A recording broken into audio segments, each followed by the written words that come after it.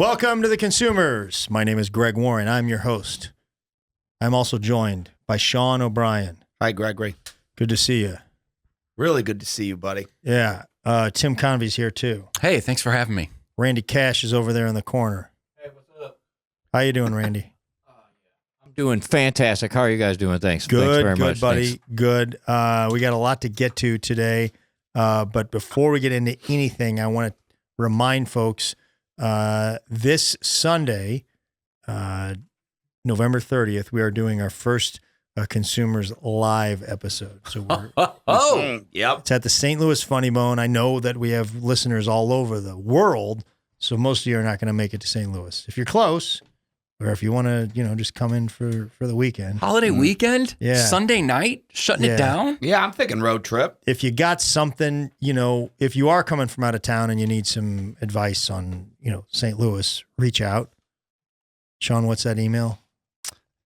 TheConsumers390@gmail.com. TheConsumers390@gmail.com. We'll try to, tell you whatever you need to know. Some of the easier questions we'd like to answer about the event that have already come in quite a bit. I'll just knock this one out. Yeah. Yes, Randy will be there. Oh, yeah, Randy will be there. Yeah, Randy. Yeah, people were worried. Randy's running the tech. Mhm. We have people coming down from Nateland. Adrian and Tristan are coming up from Nateland. Sorry, they're coming up from Nateland. Down from corporate, up from Nateland. There you go. That's a Bates callback. Yeah, they're coming up to help us out, and already got some tickets sold. Seems like people are into it. Yeah, get on it. Some exciting giveaways: a Cheesecake Factory gift cards, Cheesecake Factory tote bags, some product from Gillette. What else do we have? We have some Jif stuff, of course. Yeah. I mean, there's Jif stuff in here. Maybe, Yeah. I mean, maybe some of the parts of the set we'll be giving away. For all I know, it's gonna get Maybe some out of control. Maybe some local dairy products. I love that. Yeah. Yeah, we're looking at that. We Right got a phone in call my, today in about my that. blood. Yeah. I will also be giving away a 5 milliliter bottle of Creed. What? Huge. Now, keep in mind, 5 milliliter. I'm not going. That's not. That'll get you about maybe 30 sprays, but Couple What- grand. I mean, part of the I- deal. Couple grand. Yeah, that's probably $2,000 right there. What is can you guarantee it's not a bad batch? in my opinion, this is a good batch. This is 21T01A. Okay. No So- kidding. This is new news. I heard they. Yeah, I heard they crushed it was a that one. surprise. So I got it all set up. Okay. So this is, we this got to is- figure out you how to can give figure all out- this stuff away. We're tossing around the brand. Yeah. You guys you can comment. I lean heavy right now towards Entenmann's. Yeah. I think that the snack cake run was Legendary. it was legendary. Yeah, It was it was intense. People still talking about it. a big part of what we do. Yeah. I was talking with Tim McKernan this morning on his radio show. He was a big part of that hostess episode. Yeah. And it just made me think maybe that thing really rung true with our listeners, our viewers, and maybe we just close it out with, and also if we have Entenmann's as a snack cake, we're going to give you guys some Entenmann's, and maybe even maybe we got to go get the winner from the last round and put it up against the best Entenmann's. Whoa. So stakes are high at this thing, is what you're trying to say. Yeah. I mean, what the winner, I guess, was the Tasty Cake Crimpet, right? That means I got to chase down another truck. Yeah. And You don't have the guy's number? I don't have his number, man. Thought you had a Just gotta guy. Hang out at that old folks. I mean, I hang out Yeah, there. just camp out hanging there, out man. there anyways, but now I have to hang out there. But that'll be huge. First time we've done a live one. We have a few more on the books that'll all be great, but this is our first time doing it and at our home club, too, the St. Louis Funny Bone. So St. Louis Yeah. Funny Bone. if you can make it, absolutely make it. It's an earlier show on a Sunday night. What is it? 7 p.m. 7 p.m. Yeah. Not bad at all. But yeah, I'm very excited to do this with an audience. I think it's going to be great. I think so, too. It's going to be a lot of fun. I'm pumped. I'm not saying it's going to go perfectly smooth. No, yeah, it I mean, won't. you could see some dents. More from me. I might fumble a little bit. We but- will leave angry with each other, is my Do prediction. you think so? Uh-huh. Really? Uh-huh. I don't want to say that. Well, that's what I'm braced for. Sounds like You think you'll be angry with me, Greg, or both, Tim? A little bit of both, probably. Really? Yeah, and I'm sure you guys will be disappointed in me as well. actually, me and Sean, we got no problem with you. Yeah. I'm just putting it out there right now. Randy, what do you think? Do you think we're hugging each other at the end of the night? What do you think? Well, everybody's, for the most part, always happy with me, so that's what's most important in Randy Cash's It's world. not an answer, Randy. It's not an answer. No, I think Nobody's you gonna guys be will mad be at fine. Randy. I think you'll be fine. We opened with that. So get tickets. StLouisFunnyBone.com. Probably the easiest place to do it. And then all our socials, it'll be on there. Make sure you're following everybody on everything. We didn't start with the fashion report like we normally do, but how about Sean and I both doing flannels today? Yeah, man. Yeah, Don't see that That often. wasn't even planned. pretty similar too. Yeah, they are. And then I guess you got yourself a hat up there in New York City. Saturday Night Live hat. Yep. Yeah. It's corduroy, guys. It That sure is a is, corduroy man. hat. Only corduroy Okay. hat I own. Yeah. What do they Looks have? like an FFA jacket. What does that mean? Oh, Future Farmers. Future Farmers of Farmer. America all wear corduroy jackets. Really? Yeah. That's cool. I wonder if that's where SNL got it. Probably not. Probably not a lot not. of not a big intersection between can't imagine Lauren that Michaels' there is. company and Yeah. the Future Farmers of America. Yeah. What, do they have an SNL merch shop? There's a whole like NBC store yeah. over at Rockefeller Center. So you got a little SNL section and then all the other shows. I got my wife a coffee mug from the show Suits that she likes Oh yeah, man. quite a bit. So there's a inspirational quote from Harvey Specter, the lead. Sure. In Gabriel Suits. Mock. Yeah, he's fantastic. But yeah, and then lots of, everything from Friends to The Office to all their other late night shows. It's a cool, Fallon stuff, cool yeah. little shop, all that. Yeah. They it's got great. some Wings merchandise in there. That's a good question. I did not see, I didn't see any wing stuff. I'll bet in the online store there's wing stuff for sure. Okay. Yeah. Love wings. Yeah. So underrated. Yeah. I'd like to get a Faye t-shirt or something like that. Yeah. Antonio, was that Shaloub's name? Shaloub was Antonio, I believe. He was great. Wings was so good, man. Lowell was Thomas Hayden Church. the guy with 3 names. Crystal Bernard was in it. Oh yeah, she was great. Yeah. And she's what's her, no one's going to know it. Steven Weber, is that his name, Steven Weber? Yeah. Yeah, he hung out with Henry at Sarah Silverman's party last year. Talked to him. He said he was the nicest guy in the world. Is that right? Yeah, and then Tim Daly. Daly is in Leanne's show. Oh, that's right. Yeah, she plays Leanne's love interest. He does. Amazing. He does. Yeah, sorry. He's a great actor. Fantastic actor. Accomplished. Yes. Tyne Daly's brother. Is that right? 90% sure. Okay. Okay. Pretty sure. I got nothing on Anyway, this. but Wings, man, underrated. Always lived in the shadow of Cheers. I mean, if that's how you saw it. I mean, I think that's accurate. It was kind of the you're same people. What was it? I don't even know what the show was about. Wings? Yeah, Two sorry, brothers. I was out partying. They ran a little airport. Little airport. Yeah. I'm going to And- guess somewhere in New England. I think you're right. Yeah. Hilarity ensued, but so many of those people went on to, they got great careers. It was a good It's funny. cast. I did go Great back and watch chemistry. a couple episodes, and I was like, "This does not hold up." Oh, seriously? yeah, I thought it was Sorry so to great hear when I that. saw it. Yeah, yeah. So it's about working in an airport. Sure. A small Sort. airport. I think they run an airline. The Steven Weber's a pilot. I think Yeah. the two brothers and They're both they're pilots, I believe. Yes, they're kind of an Okay. odd couple. One's really very straight laced. One's a little bit of a loose cannon, a maverick, if you will. Be Steven Weber, yeah, Uh-huh. his character. And then just the characters they meet. Did the along show way. have some legs? We know it had wings. Oh so. no, it did real well. It went Okay. several seasons. Yeah, in Nantucket. Okay.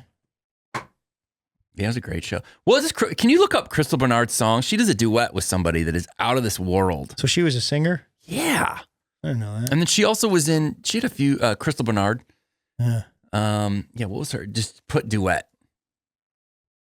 You're not even aware of this show? Oh, Peter Cetera. Yeah, he's a big deal. Holy, is that the guy from Chicago? yeah, of course. Yeah, now I'm getting it. Okay. And then he I want to take forever tonight. Yeah, great song. Yeah, he was the Karate Kid song, right? Yes, exactly. I'm Yeah. getting it. Glory of All right. Love. I'm yeah. Anyway, playing ball. can't He say did enough. it all for the glory of love. Did from it what I remember. all for the glory of love. Karate Kid 2, if I'm not mistaken. Okay, yeah. No, that is it where they the things and the Yeah, he God, didn't. it's a He great- wasn't Joe Esposito. No. Yeah, that was. You're the That's best. right there. Yeah. Around, yeah. No one ever gonna bring you Gary down. Goldman had some good material about that song. Did he really? You're the best around. Yeah, Joe Esposito, right? Yeah. He had a couple others. Anyway, whatever. Joe Esposito had some other stuff? He did. He has at least one other thing that I think is also a soundtrack song, but I could be wrong.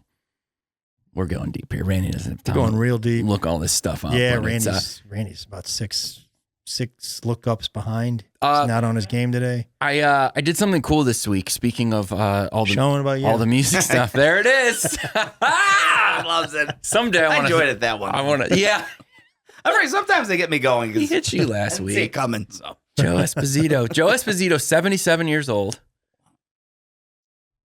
He had some other hits. All right, he's got the same hat as Jim Carrey in The Mask. Oh yeah, Fedora. Yeah, remember Carrey turned green and he wore that cool hat. Yeah. It's on Netflix right now if you want to go. The Mask does The Mask hold up? I enjoy it. No kidding. Yeah, I had fun watching it. I haven't seen that. somebody. Stop, man. Smoking. Yeah. I went down to Memphis, Tennessee this week and recorded a song at Sun Studios, which is where Elvis got his start.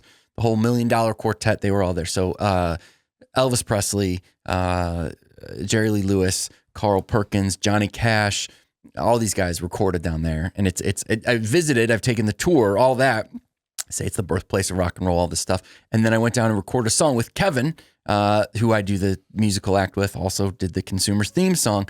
We went down there and in this very sacred rock and roll studio recorded our completely absurd songs and had the best time ever. It was incredible. Okay, man. What'd you record? What did we record? Yeah. We recorded a song of ours. Well, we recorded a few songs just to do them, but the one we mostly focused on was a song called Snooze Button that we have. Oh yeah. And we did not tell, these engineers use the engineers there, and we did not tell them, they knew very little about us because they're just doing sessions all the time. And it's interesting, they do tours of this studio.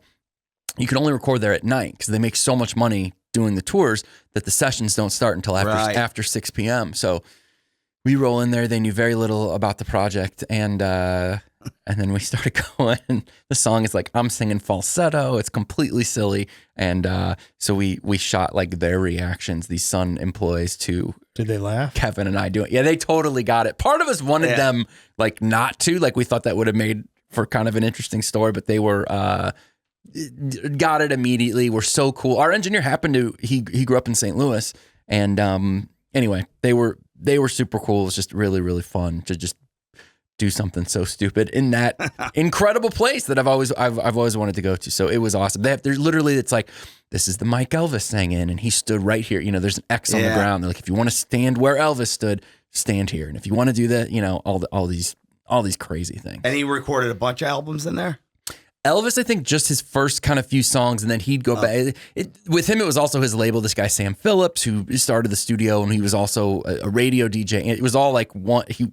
Back then, this guy was a radio station, a record producer, and the label. So he kind of released the first Elvis stuff, and then people would go back. And then now it's this legendary room that people will go back and make albums and stuff, but they won't shut down the tours. They make too much money. Right. So apparently, like Paul McCartney was like, "Hey, I want to come in for 3 weeks and do an album." They're like, "Cool, you can start at 6 every night, and we're taking all your stuff down so that we can run tours in this place." Wow. Yeah. But you really think they wouldn't let McCartney do it? I kind of. Are you saying that just because they said no to you? No. Apparently, that is the story. Now, McCartney can't even get in there. I would think he said no to me and Kevin, so I assume they're going to keep things even. No, I asked about this. I'm just saying they make so much doing those tours and merch and everything else that if McCartney was dying to be there, I'm sure he could have written that check. But I think it's kind of an extra expense. And in all honesty, the room isn't much bigger than this room right here, and there aren't like isolation booths. He's taking a shot at Randy's house. No, this is a great studio, but there aren't isolation booths. A lot of like modern recording stuff you don't have. You go in there and you record it kind of how they used to. All guys in a room, one take. Here we go. Let's get it. It's really, really cool. Did you think they're going to talk about you on the tour now?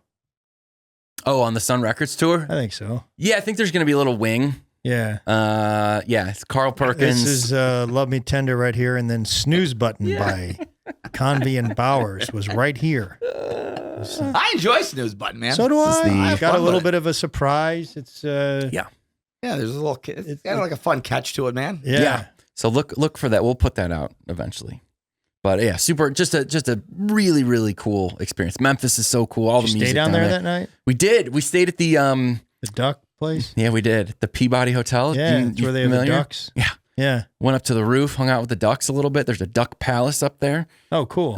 So are you familiar with this, Sean? Not a clue. This hotel, I mean, ducks live on the top, right? And the whole deal is that twice a day, the ducks ride the elevator down. It's a very fancy hotel downtown Memphis. Ride the elevator down, stops at the ground floor. There's a duck, I believe it's a duck master, sort of has his cigar, I think. baton, if you will. And the ducks walk to the fountain in the middle of the lobby, hang out for a little bit. It's just packed. People are taking pictures. They're going crazy. And then they ride back up and they go back up to the duck palace. They walk out. They walk. Yeah, there's like a They waddle in line. Yeah. How many ducks are we talking here? 10? Less than 10? Probably 10 ducks. Yeah. Okay. About 10 ducks. About 10 ducks, if I had to guess. Red carpet, the whole thing. And Yeah, kids we're come looking out. at- It's a little underwhelming, but it's a cool thing. And so that's the theme throughout the hotel. All the rooms have duck artwork, and it was cool. Okay. It was cool. Did now you're a vegan. Did Kevin get any barbecue when you were down there? We didn't do barbecue down there. No. That's a shame. I know. Memphis is kind of famous for their dry rub, I believe, and their ribs. There's a place there that I've been before. I can't think of the name of it. It's sort of underground. It's like in a basement. It's a really cool Barbecue place? spot. Yeah. The chain, I think, is Corky's. Okay. Yeah, but I don't think. I think there's some local spots. Yeah. No, we were pressed on time. We ate at Jimmy John's. That's pathetic. I know. Yeah, jeez. I know. Even Sean and I don't. Sean's kind of a snob when it comes to Sorry. eating on the road. I mean, I don't know about snob, man. A couple times I've been like, let's just go to Chipotle. You're like, no, we're getting sit down. First watch or nothing. Well, yeah, first watch. Yeah, Yeah. I don't mind a first watch. So yeah, I just said my thing is it's like if we're gonna have one good meal, let's do it right. All right. That's all. I'm I just agree. saying, like, let's have a little fun. Yeah. Although, as I say that, I did take Brian Bates to first watch, so That's what I'm saying. Yeah. kind of being a hypocrite there. Yeah. First watch pretty good, man. I love it. I'm a fan for sure. Sean, they you get the had a job rough weekend. Rough weekend. I was in the hospital. Not really, but I did go to the hospital. Well, I went. All right, here's Sean, just tell the story. I went to the ER. Yeah, I went to the You're ER. gonna have to tell this a little quicker than you told me on the phone Saturday. Oh yeah. He I wasn't was having it. He was driving like, dude, around- I got friends in the car. No, man. no. Are you dead or what? No, I was No, genuinely I'm fine, concerned. Guys, I'm fine. I was All right, genuinely I gotta concerned. go, man. And I was Andy Huggins Andy Huggins was in the car with me. I was in Houston, and I pick up. It just happened to be Sean called back right when I picked up Huggins, so I knew he went to the hospital, and he's telling me, and I'm like, I can't be a jerk here. I got to listen to him, and for about 10 minutes, I'll let him go, and then he was like going, and then they pulled the thing out of and I'm like, Yeah, well, and I know. I go, all right, buddy. I'm sorry. You got to cut to the end. you're right. Right. Well, I was giving him the full version because I didn't know he was in a situation With where he company. couldn't talk. Sure. So Yeah. sometimes we get long conversations, and I was going to paint the whole A to Z. But yeah, basically on Thursday night, I'm at the club. I was having some chest pain, mild discomfort, and then it kind of went away. It went away. All right. And then like 2 hours later, it's back again. And I'm like, huh. I want to be clear. Maybe not so much pain, like a tightness. I had a chest tightness. Yeah, it's not good. And I'm just like, And so I'm doing that thing where I'm just like, it's nothing. And then I'm just talking to comics and acting. I'm like, oh, what's going on? But I could just keep feeling it. And then I'm like, then I go to Scott James, the comic. I go, hey, do I look okay? He goes, no. And I'm like, but he's doing a bit like just being silly. Yeah, you And asked, I'm like, you asked no, the no. wrong guy. Yeah. I'm like, I was like, I don't look like pale or anything. He's like, I don't know. No. He goes, yeah, I don't know. You look fine. And I'm like, okay. And then I just kind of waited. And then I was like, let me drink some water. And then it just got worse. I just had this tightening. And I'm like, oh, man. And then I just started thinking, I was like, a friend of ours, he had a stroke. He's okay. Yeah. And that was in my mind. He's my age. And I'm just like, I don't know what is going on here. And I'm like, I think I should, that's not probably kick it. It's no urgent care after like 7. Mm. This to me was an urgent care stop. Not when it's heart related. True, but they would have told me that. Like, Yeah, but I mean, I've been in this situation before. okay. And you go to there at our age, they're going to be like, if there's anything heart related, they'd be like, go to the ER now. Because the only place you can get that enzyme test, Yeah. and I can't remember the name of it, is in the ER. You cannot, they can give you EKG, but none of that. Yeah. It's in the ER. Yeah, that Troponin? Yeah, Troponin or something. So, Yeah. yeah, so I'm like, Troponin, I think. Yeah. we're close. So Yeah. I don't know. I get my buddy Eric Russler. Eric, guest host of the podcast. He Yeah. fills it for Andy. Guest producer. Guest producer, I should say. Thank you. Love Eric. Yeah. Eric's there. He goes, I'll take you in. Go to Mercy. And I'm like, I'm walking and I'm just like, my chest is really tight. And they're like, okay. And they're just like, date of birth. And then that's it. They had all my stuff. I don't know how, but they just, I guess the networks talk. That's all I asked for. They had my name and everything. And then immediately right to a room. Yeah. I mean, like, Yeah, the heart will get you there. Yeah, they don't oh, mess yeah, around. you jump the line. And I'm looking around. There's like 25 people in the Yeah. ER. And I was like, oh, man, I feel. Yeah. I was like, no, I kind of hope it is something because they just jumped the line. Yeah.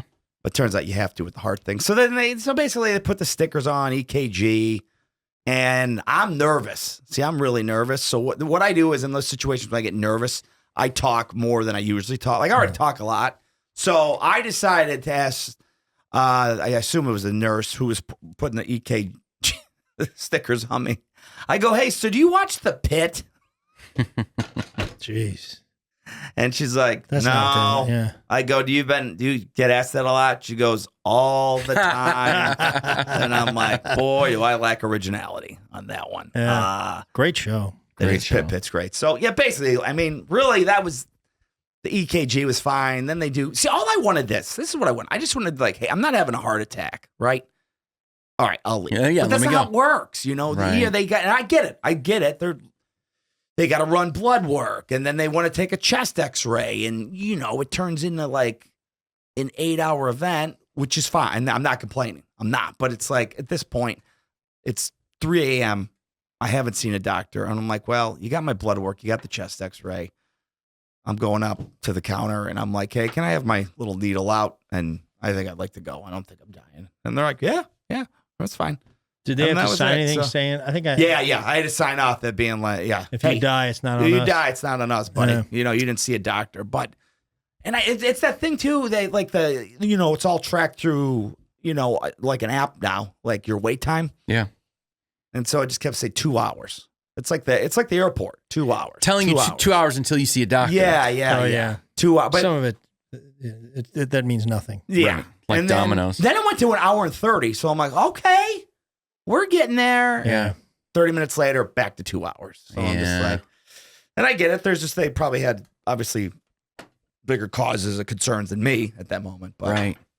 so it was pretty wild. It was pretty wild. I give up. They did a good job. Mercy's a good hospital. That's I the think. heart hospital, man. Is that? Yeah, that's good? if you're having heart problems, that's where you want to Well, go. In St. I don't know Louis. what I had. They basically chalked it up to anxiety, stress attack.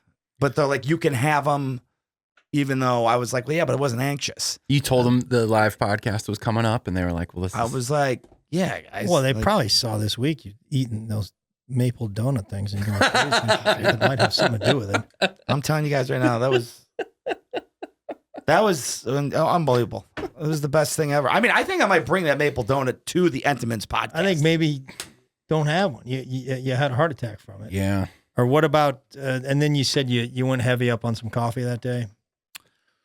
I went heavy on coffee that day, and I took like an over-the-counter sleep aid the night before, and sometimes I'll take a Unisom, but it gets me to sleep, but it gets me real groggy the next day. Yeah. For me, that's just how. So on one hand, I get to sleep, and the other hand, I felt like I got hit by the bus the next day. So I'm like, you know what? I'm dragging. I'm gonna have a third Keurig. That's what I do. I do a measure by the K cups, and so I was like, maybe it was that, but I don't know. I don't think a lot of people go to the ER because they had an extra cup of coffee. You know, They Just said seems you like were dehydrated though, right? very dehydrated. That's bad. Sodium it's a was miserable bad. feeling. Yep, and Sodium was bad. yeah, sodium was all screwed up.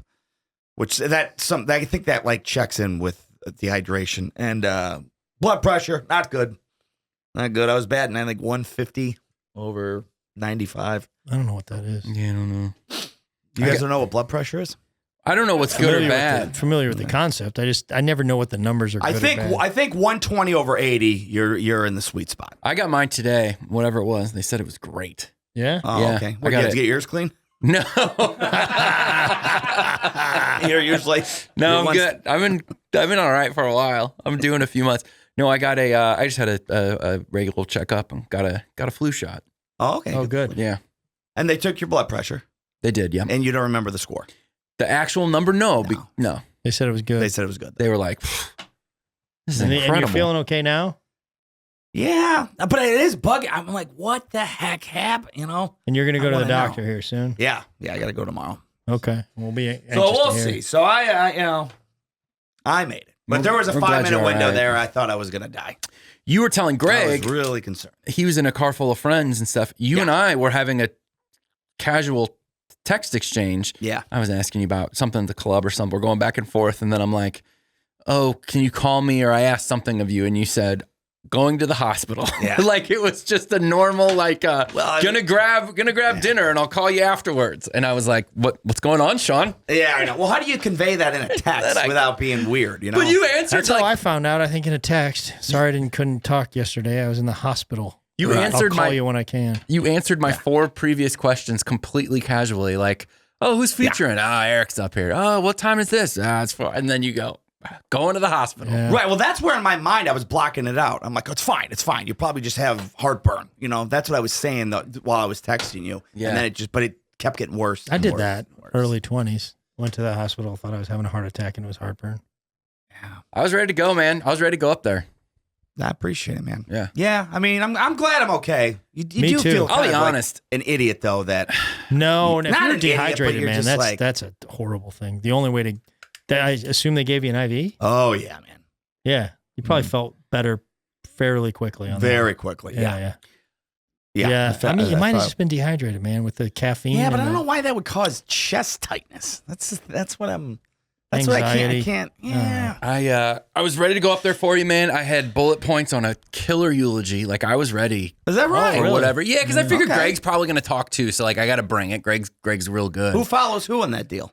I think Greg shuts it down. Is just he closing? purely name recognition. Yeah. But I'd be a tough follow. I'm not opening for Tim. I'd be I'm not yeah. opening for Tim anywhere. I said it. Greg's after. Yeah, I I'm would not be opening for Tim at your funeral. at your funeral. Anywhere. I'm not opening for Tim. At your No, okay. at your funeral. Yeah. I'd be a Not tough an opener. I'd be No, you're not an opener, buddy. I'll agree with that. I would be a tough follow at your funeral. I'm putting that out there now. A tough follow for anybody. I would bring it.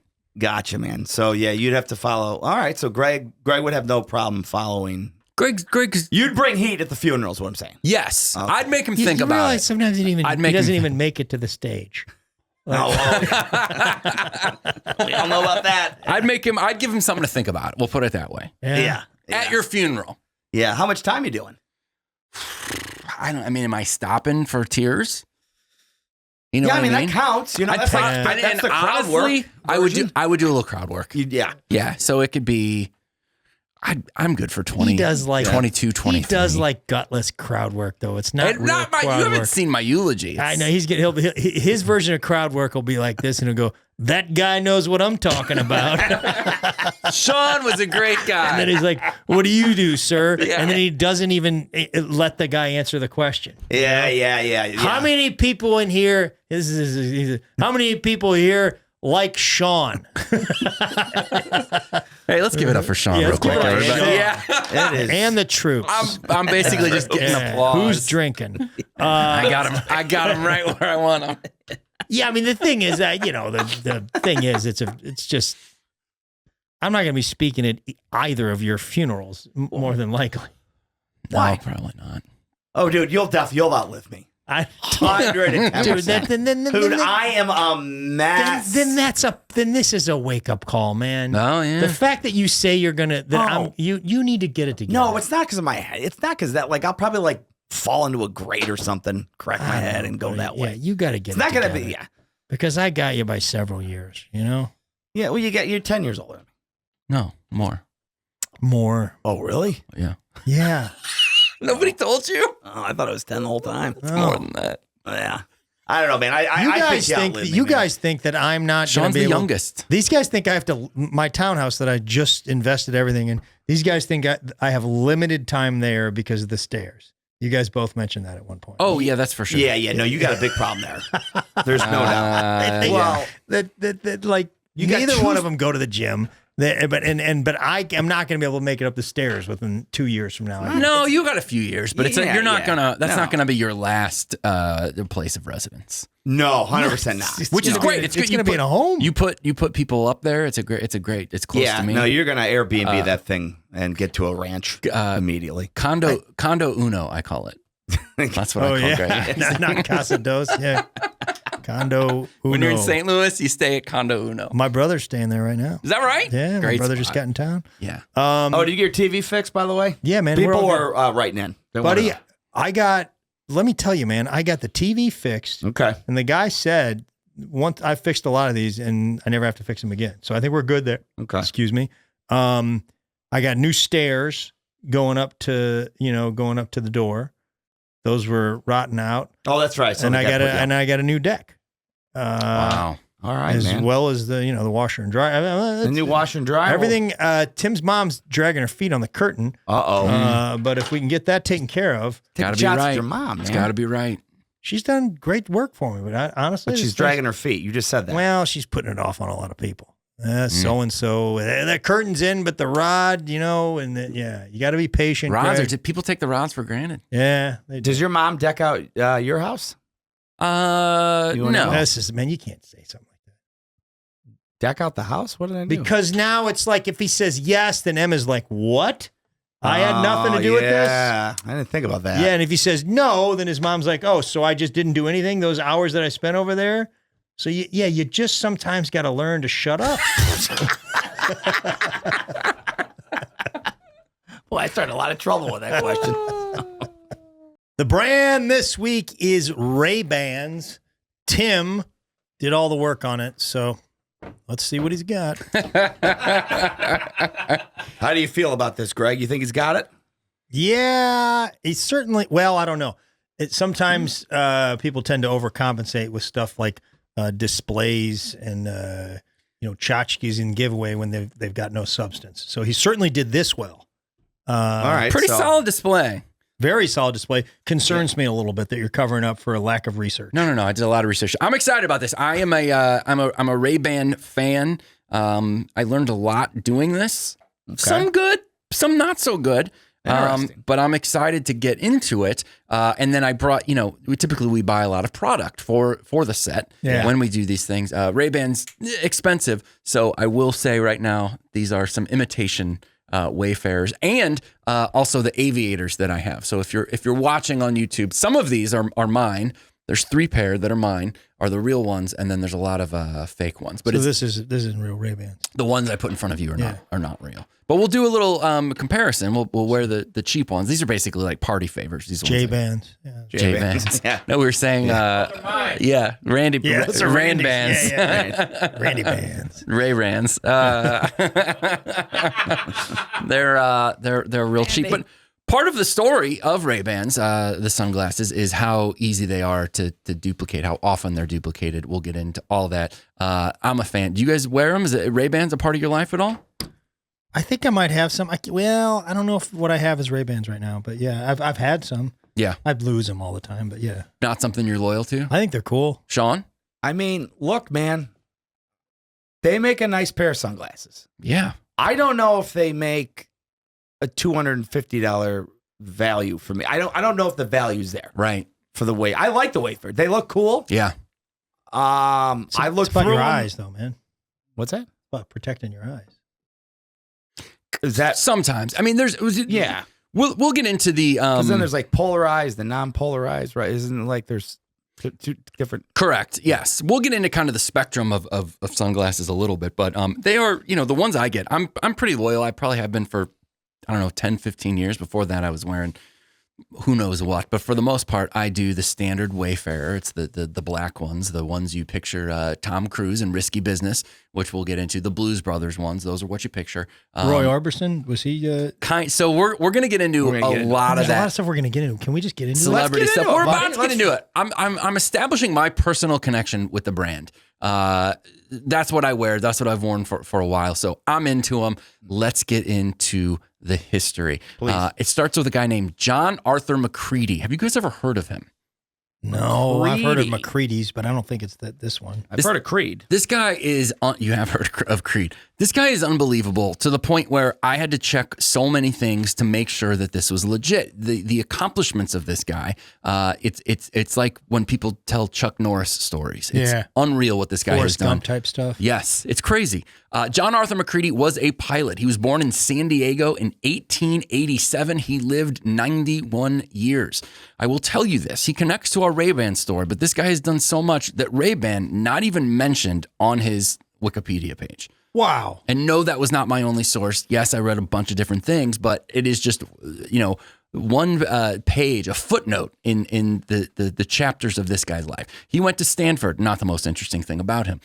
He wrote a basic flight manual called The All-Through System of Flying Instructions. It literally became the book for the U.S. military's basic flight manual training during the early years of aviation. He wrote the book on aviation.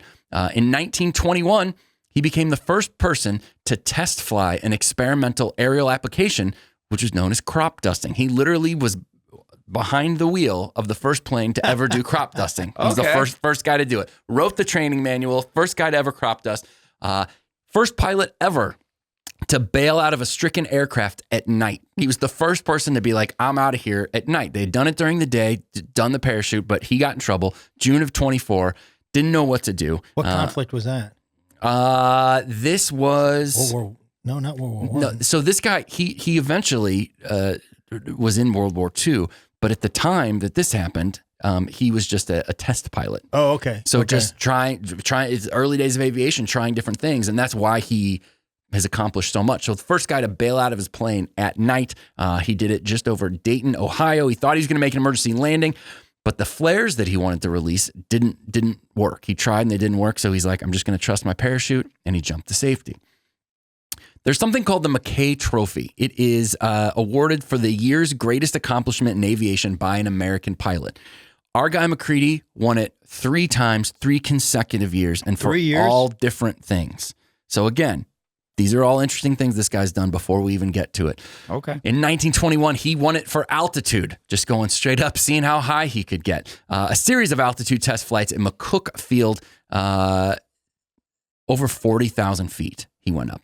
And this one, by the way, the first involving the use of supplemental oxygen. He was the first guy to be like, I need oxygen because I'm so high up.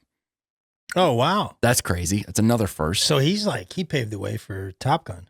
All kinds of stuff. I guess in more ways than one. Right? Yeah. It really is crazy. In 1922, he won the McKay Trophy for an endurance record from October 5th to October 6th. He went around with his partner, Oakley G. Kelly, and they established the world flight record. How long do you think it was at the time? Wait a minute. 1922. The guy that invented Ray-Bans had a partner named Oakley. Yeah. See, now this is all lies. It's This is too much. Yeah, It's I don't real. get Greg. Yeah, I don't come like on. any of this. What is this? Hang on. We'll get there. New topic? You calling it? Yeah, I want out. The whole thing stinks. The endurance record at the time in 1922, they were up in this plane for 35 hours and 18 and a half minutes. Also, this flight, it led to the development of the world's first air-to-air refueling system. You're up that long, you need gas, and now they do it. I remember it from the Top Gun video game. A plane comes in and refuels you in the air. He was a part of all that. Wow. 1923, he also won the McKay Trophy, this time the first non-stop coast-to-coast flight. The flight began May 2nd, 1923, and concluded May 3rd. He left from New York, and he landed in San Diego. Who was his co-pilot this time? Same dude. Foster Grant. And it was Oakley Kelly. They did that in 26 hours and 50 minutes. Also in this one, this guy was the first guy ever, was on this flight. While in the air, he made the first ever in-flight aircraft engine repair in history. Jeez. The engine went out, and in the air, this guy did it. He replaced a defective voltage regulator switch while the single-engine, high-wing Fokker T-2 Liberty monoplane churned westward. Wow. First guy to ever fix an engine in the plane. First guy to bail out of his plane at night. And then set all kinds of records for altitude, speed, all this stuff. Can you imagine me and Sean up there if the engine went out and one of us is yelling. Like, at the I other. got it. Sean's yelling at me. I'll steer. You don't know what you're doing. I know how to do this. You did help me fix my car that one time, man. I did? Yeah. Remember, you had to smash the battery. We were parked outside that was a terrible day. Yeah. That was. Just a quick story. Not that just is hilarious, man. Greg, We haven't told this before. I don't think we've told this. Real No. quick. It's Greg's, like, I think one of, I don't know, it was just way 12 years ago. I think he sold out the Funny Bone. No, it was the Comedy day Central. my Comedy Central special came out, and I felt like I was a big deal. Yeah, it was Greg Comedy, and I'm like, he's like, yeah, let's go get a good dinner, and we went somewhere pretty fancy, and then we were like down, I think we were on Clayton Road, Webster, was it? Yeah. Webster, and I had the Mustang, I had the '97 Mustang. Look out. But it was having some problems at the Waitress time. was like being cool to us. Yeah, waitress, very attractive. Got I could say. recognized. Got recognized. I got recognized there. It was like Yeah. it was a great day. But I have some issues with the battery cable. Sometimes we get loose. Okay. So basically, it was 50-50 if the car would start. Well, we got there, and then we went to leave. The car didn't start. So Greg's like, oh, come on, man. I was like, don't worry, man. This happens all the time. Just pop the hood. And he had to take a hammer and just kind of like hammer the battery in. Everything was the coolest night of my life. Looking like the coolest guy. And then everybody's looking. It's right out in front of the restaurant, in front of all the windows. Sean's like, you got to hit it with a hammer. Come on, man. Hard. Hit the You got to hit it with a hammer. He's got dirt all over his hands. Like, hey, did I see you on TV last night? Got engine oil dripping down his hands. No, Greg, you got to hit it with a hammer. He's like, man, I can't stand you, Sean. I cannot stand you. I can't stand That you. is So, great. What was the restaurant? CJ Muggs. Oh, nice. Sure. yeah. Oh, Great. it's- I'm like, you got to shake the battery more. Shake. You know, CJ Muggs is like All you can just windows? see everything. And it's on a corner, too. Yeah, so so it's you see everything. Everybody's just looking out like, hey, wasn't that the guy that was Like, man, he's got to really update his car. That thing is in great shape. 1972 Mustang. That's great. So back to McCready, man. Unbelievable. Only guy to win the McKay Trophy 3 times, again, for all different things. He resigned from the Air Service in 1926, and then he took a job as head of aviation for Shell Oil. Oh, wow. Yeah, Okay. pretty big deal. He retired in 1933, but then World War II hit. And you've heard all the things this guy did. You think they're going to go into World War II without putting McCready up in a plane? Of course not. They pulled him out of retirement, sent him up there. So he's what, in his 40s or something? That's why we won the war. He was born. He retired from active duty in 1948, and this guy was born in 1887. So So he's an old guy. 60 something flying around. Yeah. That's how we won the war, though. McCready? Yeah, McCready did it. Okay, so he retired in 1948. He died in 1979. McCready obviously enshrined in the National Aviation Hall of Fame and the International Air and Space Hall of Fame. What a legend, right? Sure. And I know what you guys are thinking. What about Ray-Ban? We'll get there. Before I take you into the world of Ray-Ban, I want to tell you about another pilot, a friend of his. This guy's name was Captain Rudolph W. Schroeder. His nickname was Shorty. Shorty Schroeder. Obviously, he was a test pilot. Shorty Schroeder, by the way, 6'4". It was an ironic nickname. I know you're a I fan. get it. Yep. Yeah. Let me tell you I about say the fat biker they call Tiny a lot. Yeah. Shorty Schroeder. So Shorty Schroeder is a test pilot, which, man, I started reading about this stuff. First of all, a lot of people take it very, very seriously, and it's a lot of like stuff of legend. Even all that McCready stuff, it's like, did that one guy really do all of those things? Yeah. But it's pretty interesting. And this Schroeder guy, similar, just crazy story. So a few years before McCready got into the game, Schroeder was setting the altitude records. These guys would just get in planes, keep their fingers crossed, go as high as they could, and then come down and hope that it worked out. So he was doing it all the time, right? He was constantly breaking his own record, and then the different companies would get involved and be like, I think we can get that thing to go higher. So in 1920, old Shorty Schroeder gets into an airplane fitted with a General Electric turbo supercharger. Oh, yeah. Those are nice. And he just goes, yeah, I'll try it. Why not? He set the world record that day, over 33,000 feet. That's 4,000 feet higher than anyone had ever been at that point. I thought he was already at 40,000. Okay. No, your guy McCready was. I'm talking about Shorty Schroeder a few years before. Who's actually tall. So he goes all the way up there. No one's ever been that high up. guess what? Things are cold. There's not a lot of oxygen. Schroeder at the time was wearing fur-lined goggles, which were standard gear for the pilots at the time, but the goggles were known for not performing well, and no one had ever been up there. Things went wrong. There's different stories about this. I came across a few things. Again, it's all the stuff of legend. Wow. The goggles, we think, fogged up perhaps when you went that high. That was a thing that a lot of airplane pilots were complaining about at the time. Keep in mind, these are those planes where they're out in the open air. Yeah. I was reading all wow. this stuff and I was picturing these guys in cockpits and stuff. And for a lot of it, they're just out there. Yeah. It's kind of like Leo in The Aviator. Totally. Yeah. So they're wearing the fur-lined goggles, and a lot of times they have these full like fur face masks. It's absolutely insane.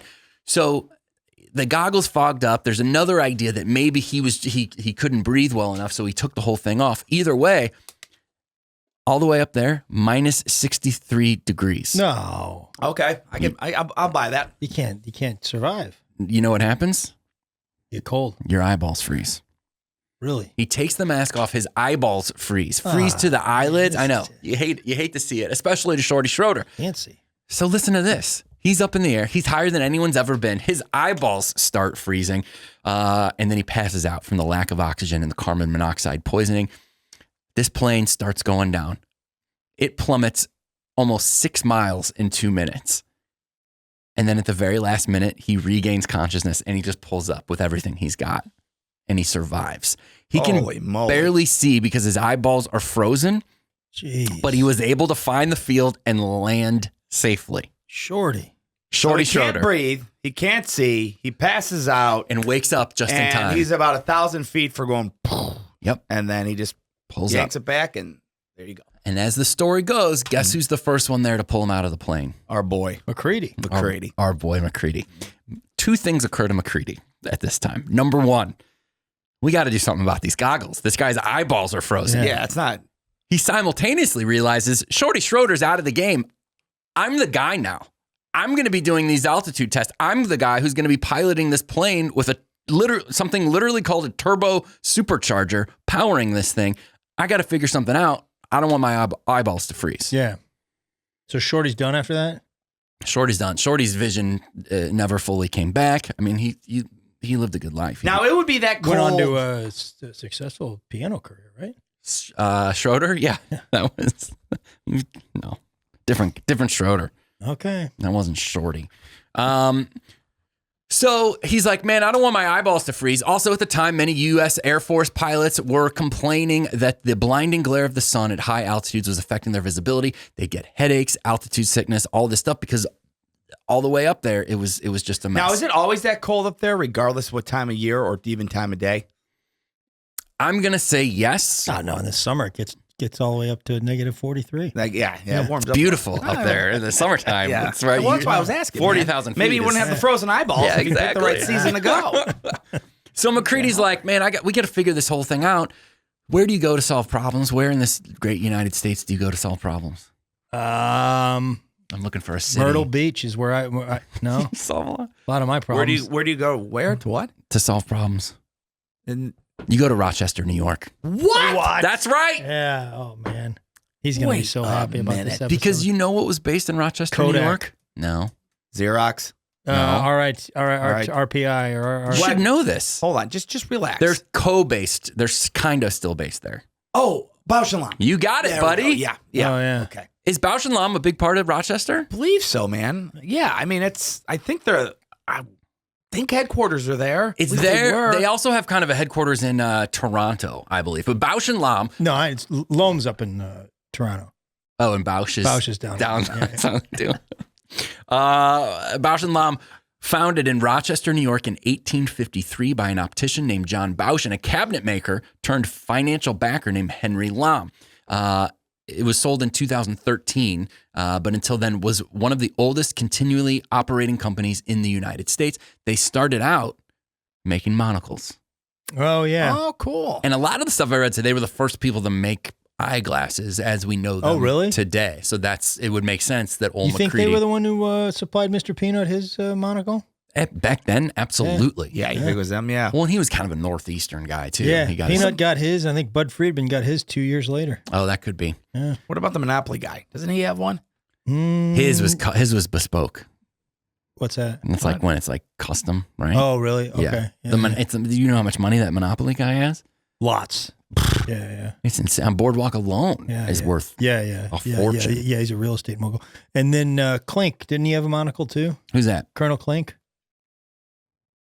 Was he in Hogan's Heroes. Hogan's Heroes? Randy, am I right? Colonel Randy Clink? got it. You are, yes. Yeah, no. Colonel Clink, did he have a monocle? A lot of good monocle. There's a folks. Monocle's Pizza in Illinois. It's spelled very differently. Yeah, I know. Oh yeah, you got it. Colonel Wilhelm Klink. Yeah, A monocle, there you go. all right. Nobody's wearing monocles anymore. Werner Klemper. Mm-hmm. Yep. Yeah, Clink had a Clink. Clink, man, they pulled a lot of fast ones on him. On Hogan's Heroes? Yeah. I'm not super familiar. He was honestly. the German guy that ran the prison camp, and Hogan and his buddies they pulled a lot of fast ones on him. Really? Yeah. I could see that. Big fan of the show, Greg. Hogan's Heroes? Yeah. Outstanding. Okay. While we're talking about Hogan's Heroes and everything else, before I move on, I want to say this. Those test pilots, I thought it was really cool. Sean, you got some business you need to take care I was of? just gonna see. I was looking. Sean's on his phone. Go ahead. I'm looking. I was gonna treat everyone with a monocle. Yeah, You I were was gonna gonna buy us treat- all monocles. No, I don't want them. So forget it. No, you're not. You're definitely not getting one. So I you're want- out. I want a monocle. So I was trying to help the show. Speaking of buying, In Randy, fact, weren't get you me supposed to two. give me some hats? I gave you some cash for some hats. oh boy. oh boy. Yeah, man. it, $100. I had a fantastic St. Louis Pizza and Wings dinner off man. of that. Thank you very much. I appreciate it very much. Basically, Randy Thank you. tells you to go pound sand. Guys- You're not getting hats. Thanks for tuning in to Randy's last show. Yeah, man. Well, the problem is we lose Randy, we lose the studio. So let's try. We gotta be cautious here. Eric's gonna have to move this down to his place. Yeah. I want to see where those hats are, Randy. Those are- I didn't order them. You ordered them. okay. Yeah, You good. ordered them.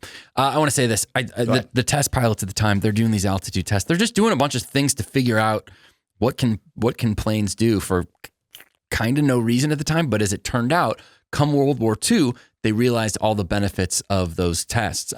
Planes such as the B-17, the B-24, the B-29, the P-38, and the P-47 were so successful in carrying the war to the enemy at that high altitude. That was part of the game in World War II. So it turns out all these guys who were just kind of pushing each other and having fun and seeing what these planes could do, it came in handy in World War II. I think that's how innovation happens a lot of times.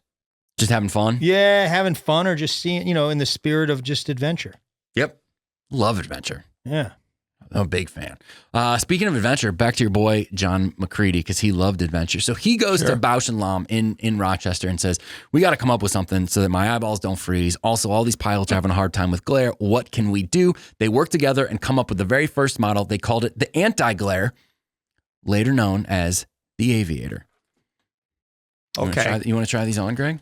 Yeah, sure. Show people what these things are all about. These are not the Ray-Ban Aviators.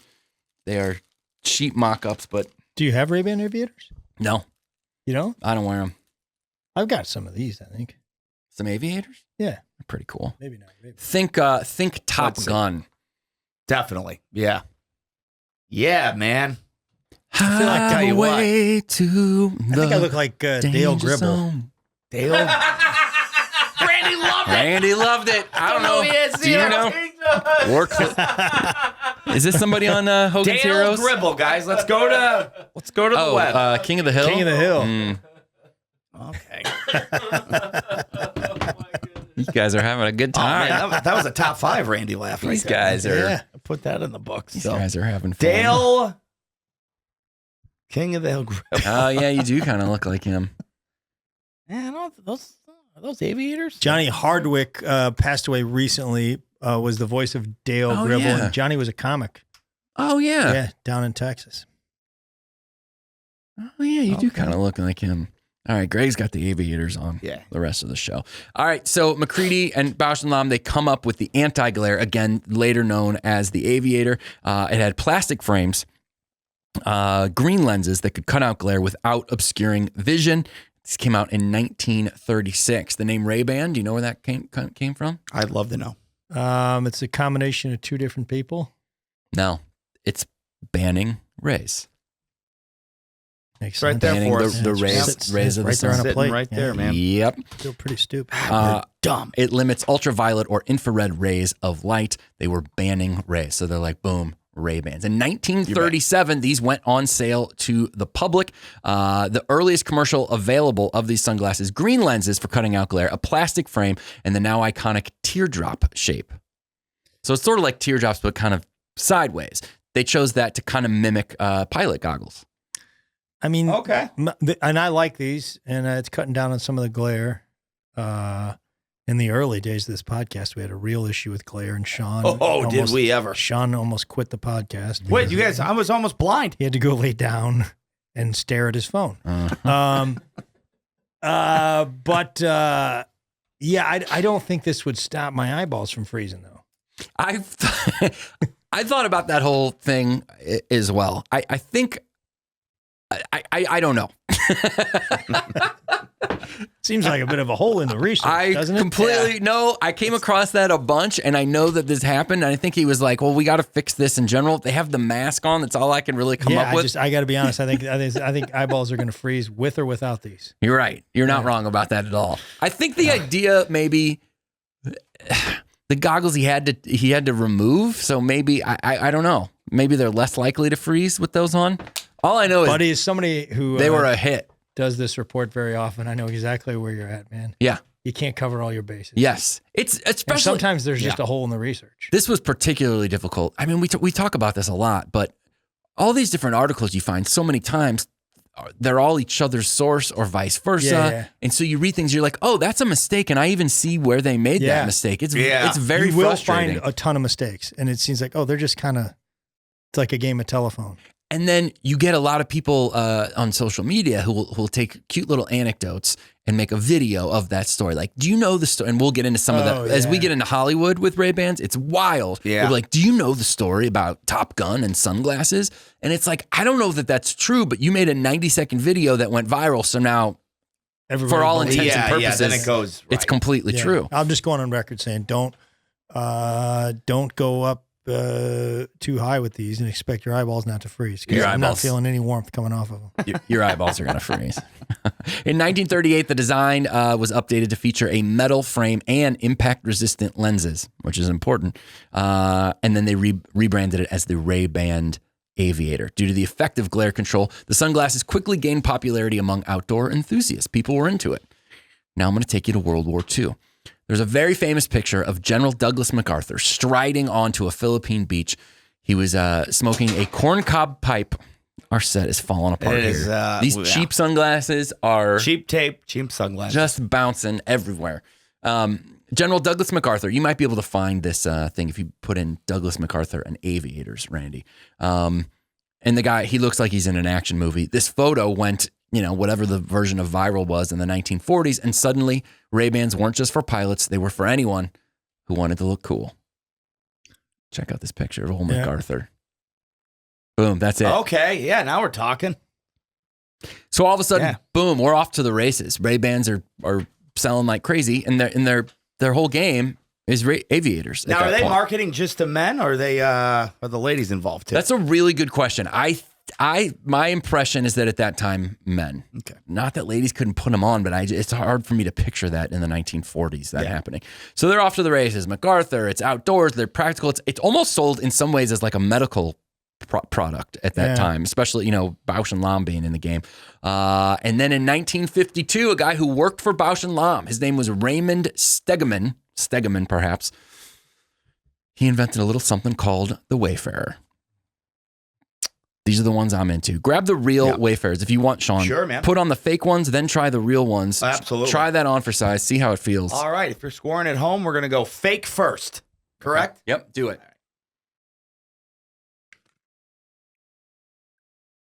And I got to be honest, the fake ones look cool. If I see you in a picture or we're just hanging out, I'm like, I like it. They look great.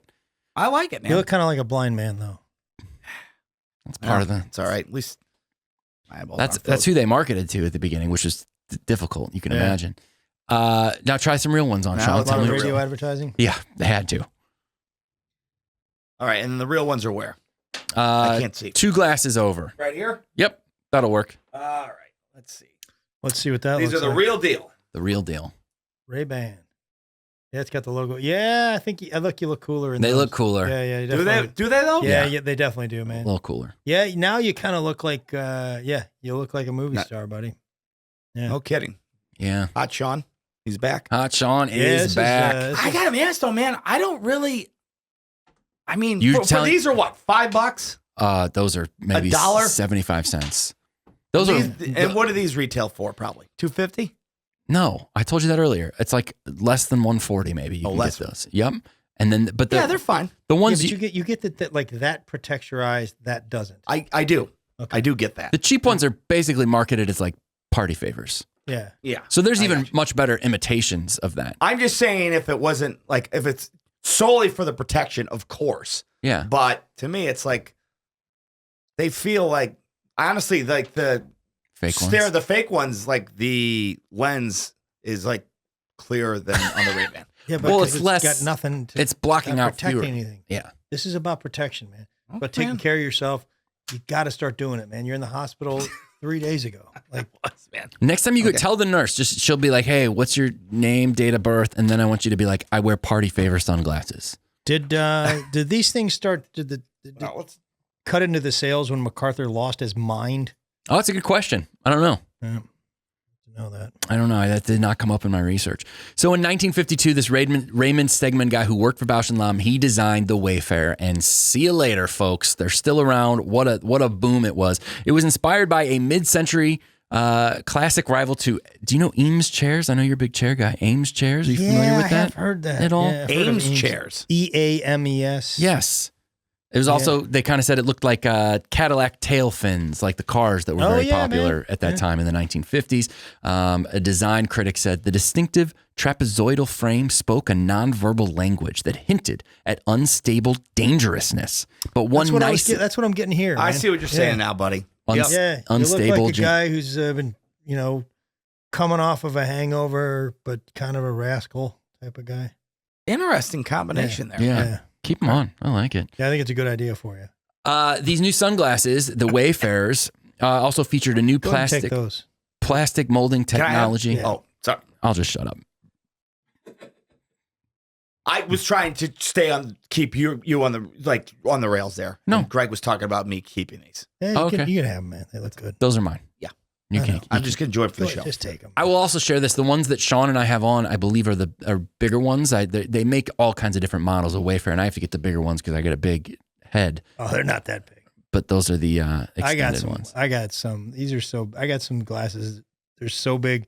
They have windshield wipers attached to them, and they're battery operated. No kidding. Yeah. That's how big these are that I've got. Yeah, they're cool. That is pretty Yeah, big, yeah. man. Yeah, It must got 'em- be- got them for Christmas one year. Handy in the rain, I guess. Oh yeah. Yeah. Does Ray-Ban make those? I don't think so. Yeah, I don't think Mattel so either. I think. That could be, yeah. Anyway, these things came on and people were like, wow. It was a radical shift from the metal eyewear, like the aviators that people were used to. In the 1950s and 60s, all kinds of people started wearing them and they got real popular. Now, throughout this story, I'm going to talk about different celebrities wearing them. And the fact is, it's very difficult to distinguish, especially decades later, who was actually wearing Ray-Bans and who was not. There's Knockoff. kind of a double-edged sword here. They're incredibly easy to knock off, right? Yeah. We see the imitations that Sure. that Sean likes. People knocking them off like crazy. But the other side of that is, if somebody has this iconic cultural moment and they're not actually Ray-Bans, doesn't matter. It helps Ray-Ban. It helps Sure, the sure. Wayfarers in particular, right? Whether it's aviators or Wayfarers or some of the other models, like some of these iconic things. Breakfast at Tiffany's is a great example. Audrey Hepburn famously wore those sunglasses. They were not Ray-Bans, but Ray-Ban kind of took Really? credit for it. And so many things you find on the Yeah. internet, they're like, oh man, everybody was wearing Ray-Bans like Audrey Hepburn. Like she wasn't wearing them. Doesn't matter. She wasn't wearing it. Breakfast at Tiffany's, those are actually Oliver Goldsmith's Manhattan glasses. But again, you'll see a lot of people say that it was that. So James Dean, it looks like those were in fact Ray-Bans in the movie Rebel Without a Cause in 1955, just a few years after the things were invented. JFK, it looked like he was wearing real Ray-Bans. Yeah. It was his casual look, and they called it Hollywood's off-duty uniform. So things were booming. 50s and 60s, it was cool. You had James Dean, you had all these other people. Things were good. And then in the 1970s, things dropped off for Ray-Ban and for the Wayfarers. They dropped off big. Why? Nobody cared anymore. They just got sick of it, huh? It's just, like trends, things kind of moved on. Like people just did not care. It was bad. Now they got a little bit of a boost in 1980 from a big old movie that came out. We didn't name it Risky Business, or is that a little later? That was a little bit later. These These guys are wearing them the entire movie. Is it Blues Brothers? The Blues Brothers. Yeah. Yeah, okay. I went down some rabbit holes and I went down some very serious websites where they are dedicated to finding these iconic looks and determining exactly what kind of sunglasses there are. And there's a whole lot of debate over whether these things were Ray-Bans. Auction houses will be like, oh yeah, these are the ones Belushi wore.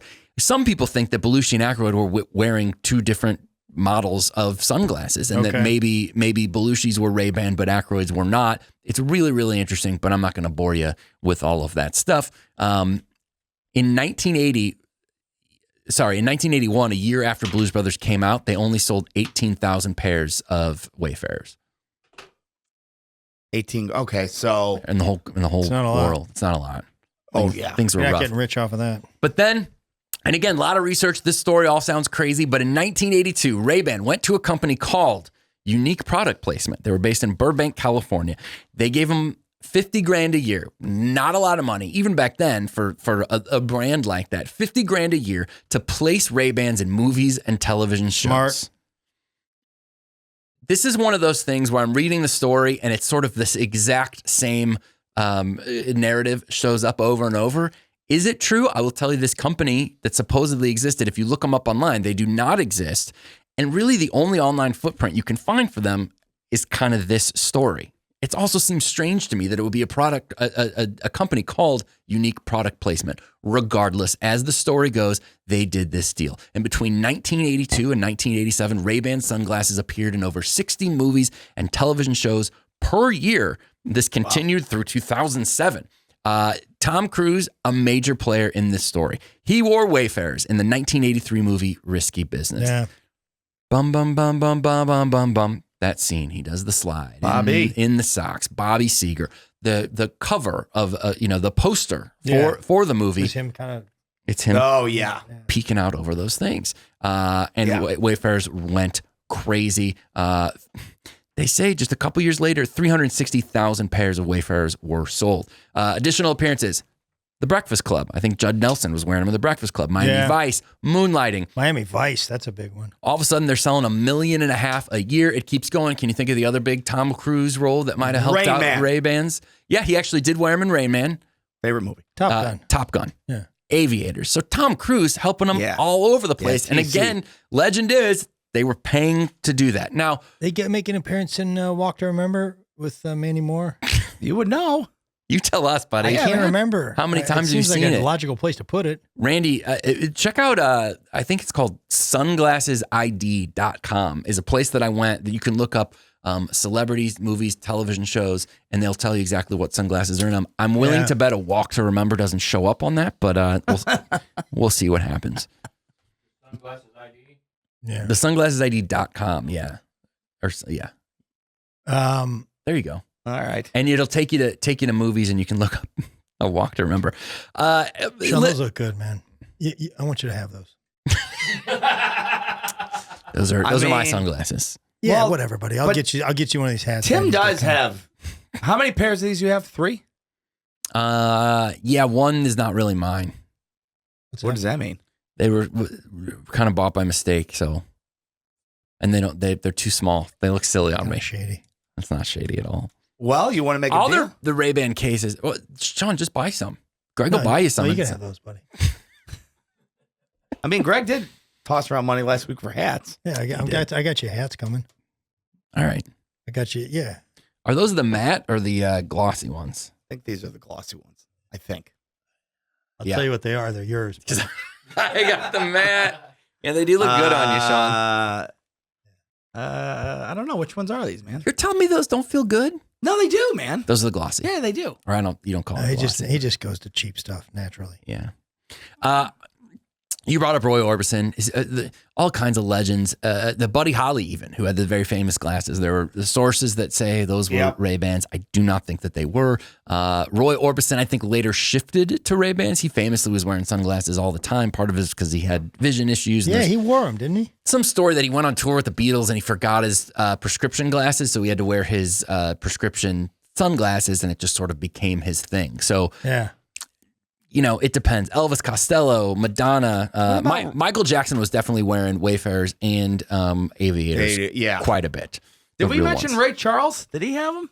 That's a great question. I bet that's on that site as well. I bet you. Yeah, Ray probably had them. I think his Ray-Bans. Yeah, his were looked like something a little bit different, but it might have been Ray-Bans. Anyway, this site, sunglassesid.com, it'll break down a lot of it for you. It's just a huge part of pop culture in the 80s. The Don Henley song, The Boys of Summer from 1984, he talks about him. What about the, You got your hair slicked back and those Wayfarers on, baby. Wasn't the Almost Famous, the movie poster, wasn't she wearing sunglasses? She was wearing sunglasses. I can't say if they were Ray-Ban or not, but Randy can look that up as well. Corey Hart, Sunglasses at Night in that music video. Yeah. There's Wayfarers in there. Oh, really? And they're wearing them at night, folks. Tim, do we know when they started putting the decal on the outside of the sunglasses? I don't know that either. Because I feel like that's kind of the identifier. I don't know that either. Did he have the sunglasses on in Never Surrender? You never surrender. I don't know. Great song too. In 1986, some numbers say that Aviator sales spiked 40% when Top Gun came out. Yeah. I can see it. Movie changed my life. Pretty crazy. Is that right? I mean, I did go into the military about a month after that thing came out. Oh, I think you were not because of the movie, but it did make me feel like maybe things were going to be okay when I saw the movie. Oh, I thought you just got into volleyball. I did. That's that scene. Shirtless volleyball. That's all I did. There wasn't a lot of that at West Point. There was hardly any shirtless volleyball at West Point. No, not happening over there. In jeans? Yeah. None of it. I think that's what made that so Kept funny. asking. What a great The jeans? movie. Just the jeans. Yeah. It's not the most comfortable No. clothing to wear. Oh, it's terrible. Crushing it in the 80s, and then the 90s, a near collapse. Almost went out of business. Really? Greg, do you want to take that? Greg, you want to take your phone that's ringing? My God. Oh, yeah, no. Don't worry about me, because I'm trying to buy us monocles, and you're sitting there blowing up. You weren't buying monocles. I showed you. I was going to treat the room to monocles. Was I right on Never Surrender, Randy? That he was wearing them? No, that it was Corey Hart. That's a Corey. Is that a Corey Corey Hart Hart song? Yeah. Come on, man. Beautiful song. In the 1990s, the brand almost collapsed, completely out of style. It was such a huge fad in the 1980s, both the Aviators, the Wayfarers, and more. But in the 90s, they were in trouble. Oversaturation. Everybody had them. The marketing was not great. Wayfarers became dad glasses. There was nothing cool or sexy about them anymore. And they were carried in like random gas stations. You could just go buy Ray-Bans. A lot of times they were like less than $30, by the way. Sales tanked. Ray-Ban nearly died. One glimmer of hope came in 1997. A Will Smith movie came out called Men in Black. Men in Black. They heavily featured the Ray-Ban RB 2030 Predator sunglasses. Obviously, it was a big part of it. It's what kept them from having their memories erased with that little thing. Big part of the movie. They saw a little blip. It looks to me like that was a tie-in with Ray-Ban, but the sequels, of which there have been at least 3 sequels. MIB2 had my friend Sean Rouse in that movie. Shout out, Sean Rouse. Brief appearance. They use different sunglass brands in those other Men in Black movies. So in the 90s, Ray-Ban is in trouble. This story gets pretty interesting Tim, here. who's the big competition? Well, Oakley shows up and did some damage. Okay. Their competition right now is just about nobody. But in the 90s, they were kind of had to look over their shoulders quite a bit, to the point where Bausch & Lomb sold in 1999. This gets really, really interesting. They sold for $640 million to a company called Luxottica. Does that ring a bell with you guys at all? Luxottica? Luxottica. L-U-X. Luxottica. Yep. No. Luxottica. It is an Italian company. Okay. They own just about everything all to do. The sunglasses. Yeah. Like Sunglass Hut. They own all of it. Yes. Here we go. They own, so not only are they all the big brands, from Dolce & Gabbana to Marc Jacobs to whatever. They're putting they're making all their glasses. They're designing them and just tossing their name on them. They own all that stuff. They own Ray-Ban. They own Oakley. Here's where they own Oliver Peoples. They own Persol. Here's where it gets interesting. They own Lens Crafters. They own Sunglass Hut. They own Pearl Vision. They own Target Optical. They own Glasses.com. And man, get ready for this. They also own iMed, one of the largest vision health insurance providers. Boy, oh boy. Good luck competing against them. It is crazy. So as it pertains to Ray-Ban, they sort of saved it. They said, hey, we're going to charge at least $100 for this thing. And gas stations aren't going to sell these things anymore. Yep. They noticed all kinds of things like vintage Ray-Bans were going for a whole lot of money and stars were seeking them out and wearing them. So they brought back the old, they brought back some of the old styles. They expanded. Again, you could get them for $29 at one point at drugstores and gas stations. Not anymore. Now, this Luxottica place, it is wild. Think about it. The insurance stuff, Sunglass Hut, who's selling all the sunglasses in the world, they own all of this stuff, and people basically don't know. You think it's all different stuff. 60 Minutes did a piece on them about 10 years ago, and they kind of said that's the whole idea. Is they're creating the illusion of competition. Like, oh, do I want Ray-Bans or do I want Oakleys or do I want Dolce & Gabbana? It's all the same. It's all the same thing. You walk into Sunglass Hut, they own the brand. So they're like, oh, do you want this brand? Do you want it? They own it all. Oakley was another big American sunglass brand that was, they're hurting, Ray-Ban for a while. As Luxottica owned all these retail outlets, they started playing games. We talk about it with Walmart where they're like, here's what we want you to do. Oakley pushed back. They're like, we're Oakley. We're going to do whatever we want. Luxottica's like, oh, is that right? The war escalated so much that Luxottica just stopped carrying Oakley, essentially putting Oakley out of business. Oakley had no choice but to sell to Luxottica. Jeez. It's crazy. The insurance stuff in particular feels really weird. So you go into a Lens Crafters and they're selling you all their own stuff. It is all this company. This 60 Minutes piece is real interesting. I'll post it in some of the on the consumers' socials. These guys they're so Italian, and Leslie Stahl from 60 Minutes is basically trying to have this gotcha moment, and everything they say is just very, very Italian. They're like, well, what about people who think it's an American brand? And he's like, it is an American brand owned by Italians. and they're like, she takes some imitation sunglasses and she's like, I mean, come on, it's so similar. And he's like, it is similar, but it is not the same. Like these very smooth Italian answers. What, dude, that's better than Venezuelan Tim right there. Italian Tim? Luxottica Tim? Venezuelan Tim's real good. I don't know, man. He just put up a strong fight there. Yeah, I appreciate it. So, what they do is kind of crazy. Any sunglasses that, I'm going to say this, and I think this is a true statement. Any sunglasses you're going to buy over $50 are probably owned by Luxottica. Yeah.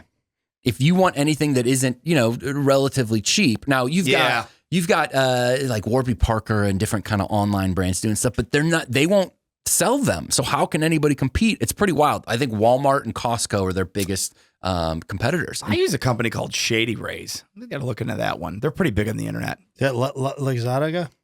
Sorry, is that Luxottica? Luxottica. Shady Rays, are they affiliated with Luxottica? Have you heard of Shady Rays? They've been around. I bet that's independent. I have heard of that. Yeah. They're good, man. It's like you get a couple pairs, it's like $60.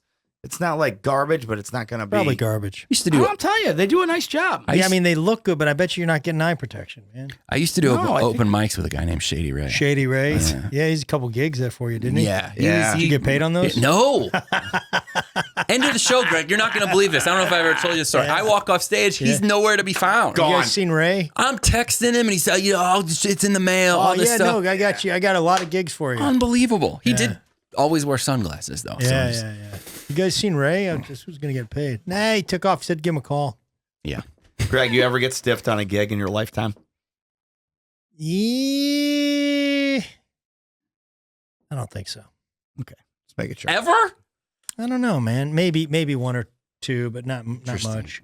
I did show up the day the Green Bay Funny Bone closed. Went to the club for the first night of the week, and there was chains on. No. Yeah. Wow. Yeah. Speaking of you getting stiffed, I've heard this before, and you can tell me if this is true or not. I don't mean to put you on the spot, but that spot him. If there's ever talk of a club owner, a manager, withholding funds, as they'll do, sometimes, you put on your Mizzou letter jacket as you approach the office. Is that true? To just sort of send a message. He's doing a bit. I've heard that. He's doing a bit. Sean, have you heard that? I mean, I have heard speculation, but I don't want to put that out there until I get confirmation, which is what we're waiting on. You put on the letter jacket and just let them know. It's called a flex. You'll take Greg. your money. It's a flex. Got any more stuff on? I know this look with the aviators. It makes it even funnier. That's great. Anyway, so they come in, and again, it feels a little bit weird what they're doing. The markup on sunglasses is bananas. I'll say it again. You could get them for $29. They come in. You're not buying Ray-Bans for less than $100. And people just think, oh, sunglasses are expensive, and it's all because of this one company. Like, really? They don't have to be. It just is the way that. So you're saying a quality affected the market? A quality like protect your eyes sunglasses doesn't have to be $100. Not at all. Okay, but because they own the whole market and all, that's what they're doing. But I think there are companies who are trying to make progress saying, hey, it'll protect your eyes. They're well made, all this stuff, but you got to buy them online. And Randy, did we find out if Shady Ray is owned by telling you, Shady Luxottica? Yeah, we got to get to the bottom of this. I bet it's not. Yeah, Shady Rays. So they did save the brand. It is a cool. Their biggest models: the Wayfarer, the Aviator, and the Club Master. Those are the big three. Club Master, sort of if you think about like Revenge of the Nerds, kind of it's all glass, and then the glass. Sort of the brow line, if you will. Yeah, I'm not crazy about those. Ray-Bans are the best-selling sunglass line in the entire world. They have other lines called the Erica, the Justin, the Jackie O, and more, but the big three carry the brand. Associated with so many musicians. Again, we talked about the television shows and the movies. In the last few years, they hired A$AP Rocky. Do you guys know A$AP Rocky? Sure. He's a rapper. He's a big, he's a big deal and very involved in the fashion world. He is the brand's first ever creative director. So he's involved in a lot of the advertising and stuff now. And then the other big news out of Ray-Ban, and I'm going to hand it over to my partner, Sean O'Brien. They launched these Meta glasses. They teamed up with Meta. Meta, of course, is the company. Facebook, Instagram, all that, and these smart glasses. We've seen a lot of companies try and fail over the last few years. The Google Glass came out, and the people kind of said no thanks. But these things, they're going strong. And what's the deal, Sean? They've got cameras. They've got speakers.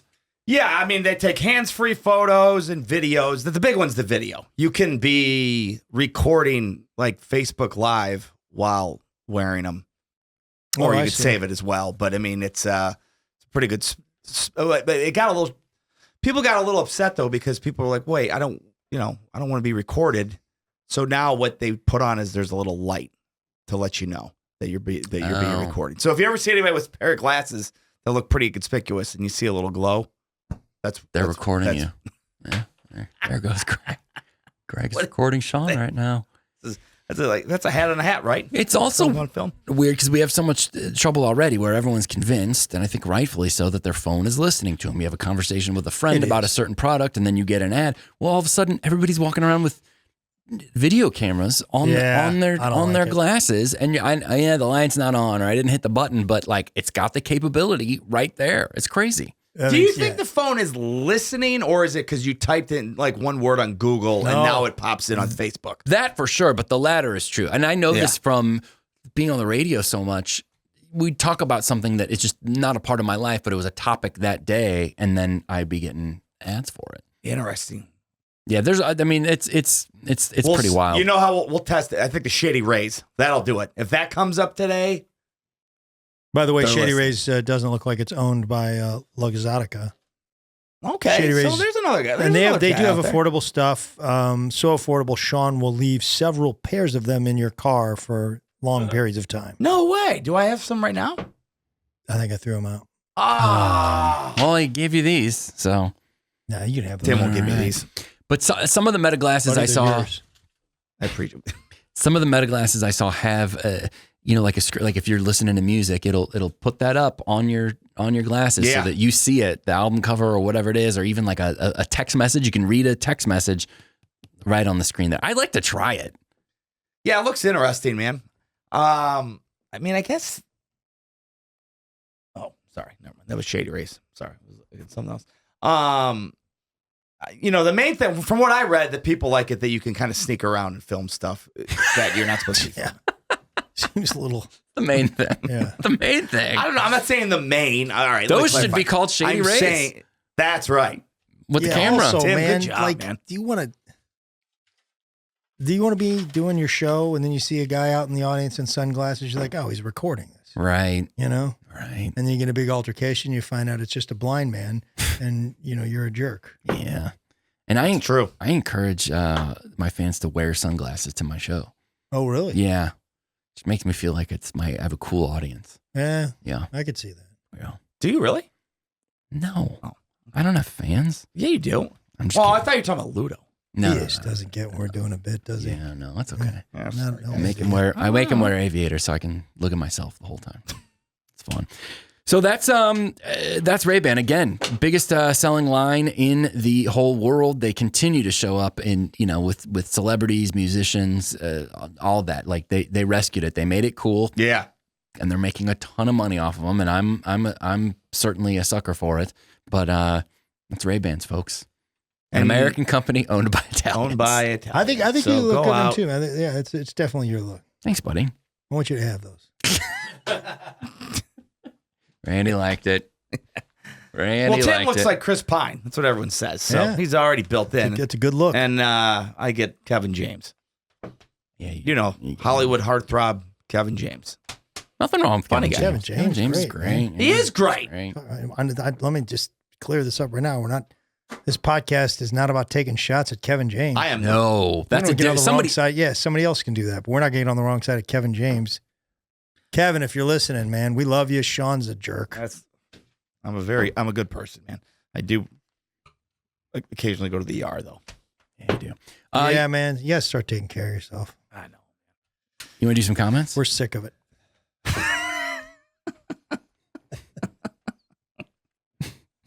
Like, what do, man? Do some comments, Tim. Yeah. See what people are See what calling they're in saying, about. man. What are they talking about? Got a lot of comments from the Greg Garcia episode. I'm not going to read everything saying how much people loved Greg Garcia, but people loved Greg Garcia. Oh, they loved him. They loved him on the pod on the TGIF episode. They loved him at the Greg Warren hometown Westport Funny Bone shows. Just a lot of Greg Garcia fans out there. In fact, they are.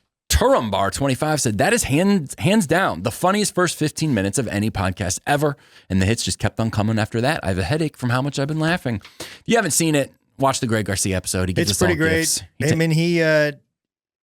it may be my favorite clip that we've put out of him just Hitting you.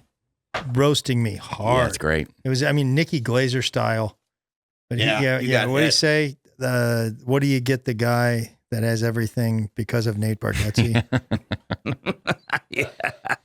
And boy, is that true. Yeah. It's good. A lot of people defending you in the comments. I'm kidding, Greg. I'm kidding. Look what he got me, guys.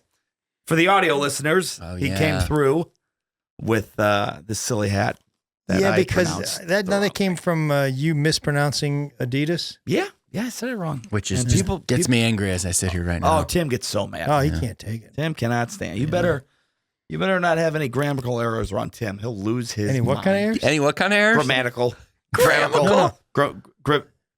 Grammatical errors. Yeah, but you There said you go. I think you said something else I earlier. probably did, man. Grammatical. Going on 90 minutes sleep. Plowing through. that's healthy. Grammatical.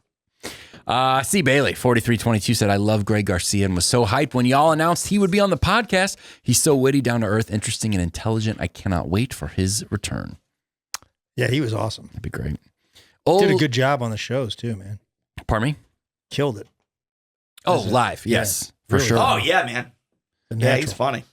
Old Look a Dog says, I took my little friend to the Sunday Kids show, Greg's weekend, for her birthday, and she loved it.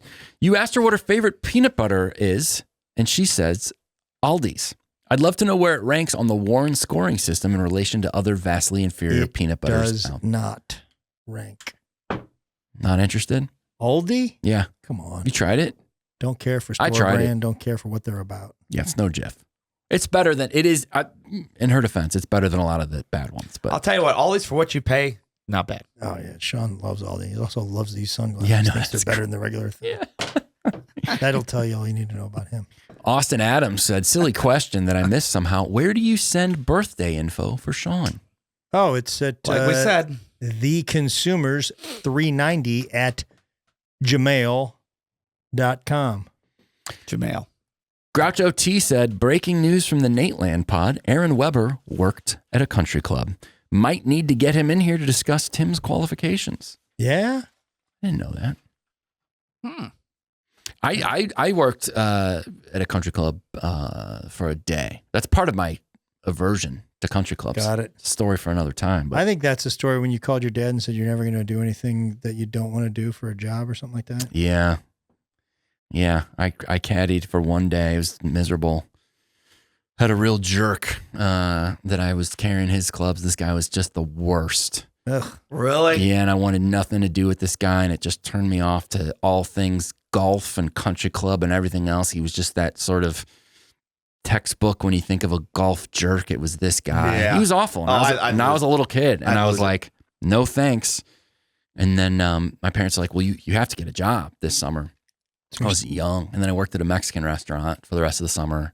Did not like it, and I was like, hey, I'm done with this. I'm never for the rest of my life gonna do a job that I don't love. And people were like, we'll see. And then the next summer, I started working at TKO DJs. Yeah. That's right, man. And was DJing parties and stuff when I was that's 15, 16, and changed my life. And Don't look back. off to the races since then. And now I'm on the consumer, so things are going all right. Pretty good. Golf guy. But that's, I think, why I have such an aversion to the country club. Yeah, the caddy thing's tough, It's because going to make it all that much harder when Emma signs up. And from what I can tell, it's in the works. I've also realized that not all golf country club people are like that guy, right for sure. But that guy put a bad taste in my mouth early on. Bushwood. This guy, that's what he was.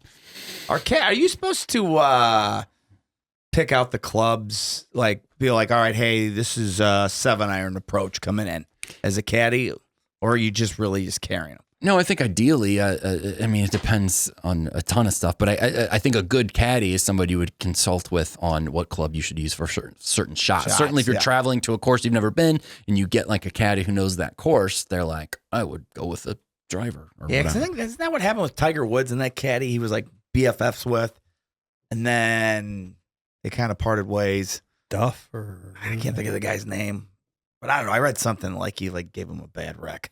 Oh, really? I don't know if that's true. Well, Tim that day was like asking the guy in his backswing which punk rock band he thought was the coolest. Tim, is that true? Yeah. Not While true. he's swinging. Not true at all. I did a great job. I like It's the my Ramones. first time doing it. Kid, This would you guy shut was up? such a jerk. Did he tip you?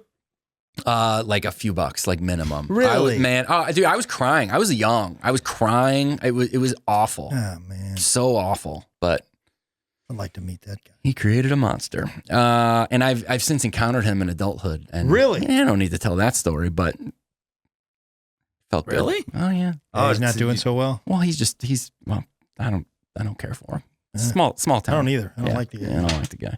A.A. Schmidt said, Sean, that hooded sweatshirt looks incredible. $12. Oh, that's the appreciate Myrtle that. Beach one. Yeah. Pretty good.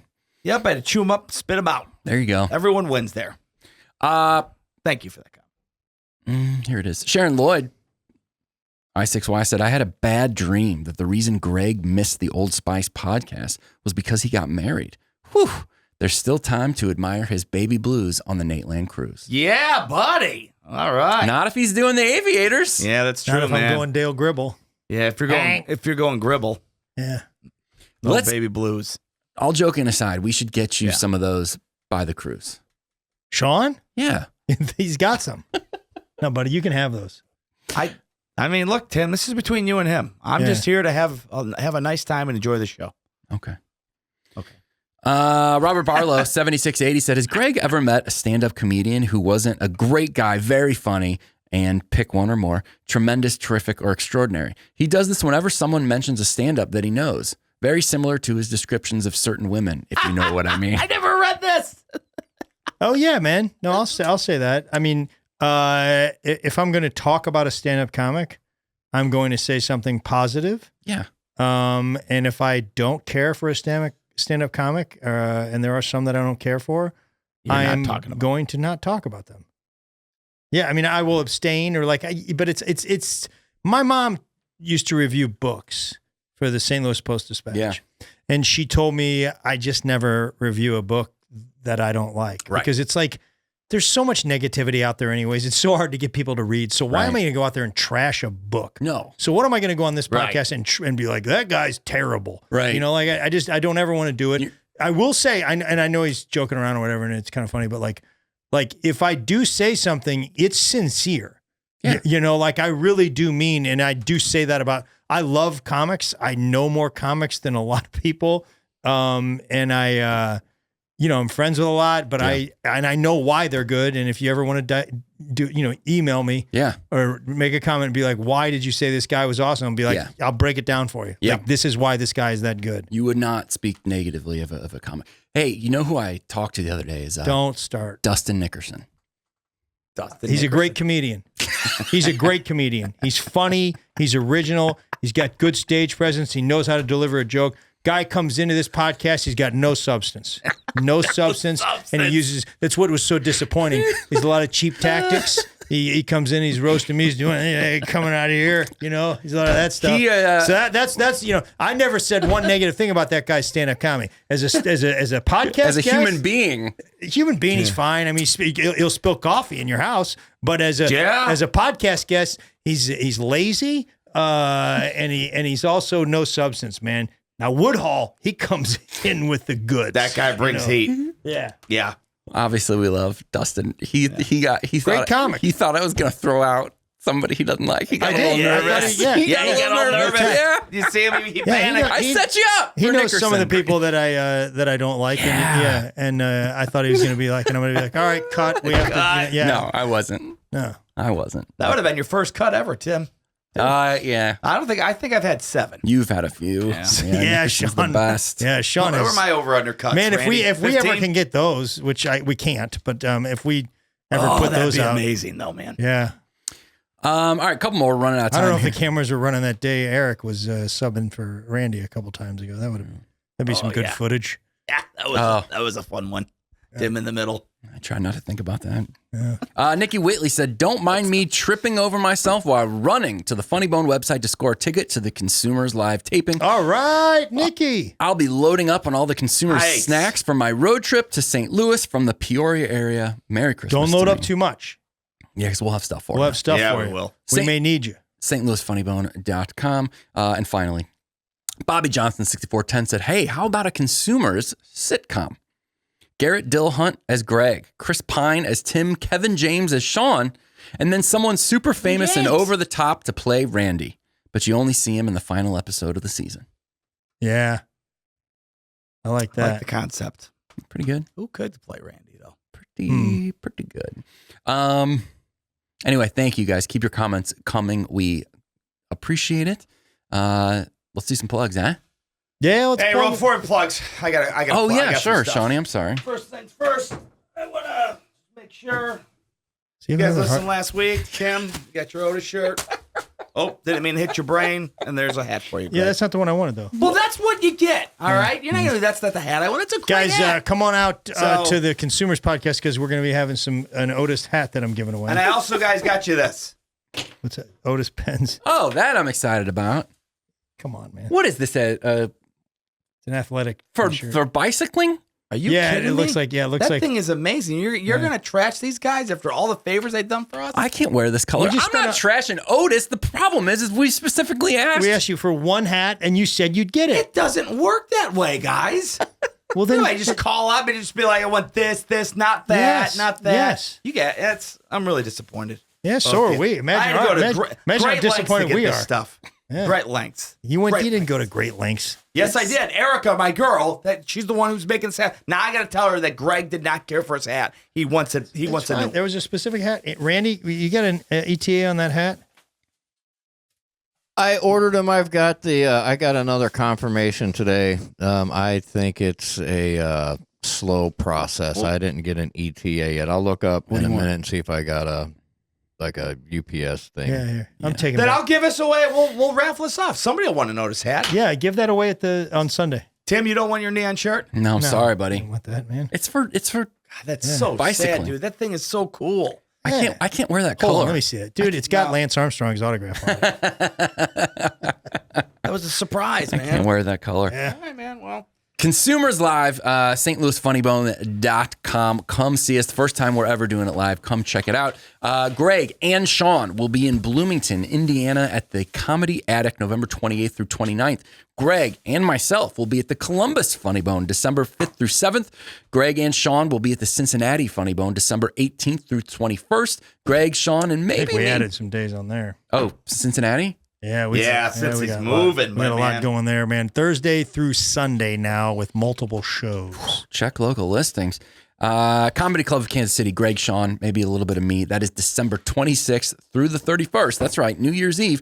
Still a few tickets available. We have sold out 14 shows. We just opened up the 15th and final show. It is a matinee show That is crazy. on that Sunday, I believe the 28th. That's the only show that we have tickets available for. Just open that up. Amazing. So yeah, get involved there. And then lots of shows in 26. Yeah. Check out gregwarrencomedy.com. I'm talking about Salt Lake. I'm talking about Dallas, Cleveland, Chicago, all on sale, and a whole lot more. Again, gregwarrencomedy.com. My stuff, timconveystuff.com, where you can also get tickets to see Punk Rock Christmas, December 13th at the pageant in St. Louis. Bigger and better than ever. Check that out. That's all I got. Nice job, Tim. I Nice got a job couple today. closey things. Yeah, Sure, great man. job. That was a bang-up job on that info, man. Thanks a lot, guys. Happy to be here. So some stuff got said. I just want to mention a couple names. Brian Subbert made us these. He is an art teacher at a special ed school in Central Florida. Nice. And they design and produce name tags for local businesses. So Randy, Greg, Tim, me, we got a name tag. He just handed me Get you the wrong one? the name tag for Sean O'Brien. Oh, sorry, buddy. There you go. I got the glasses on. Can't see. These are awesome.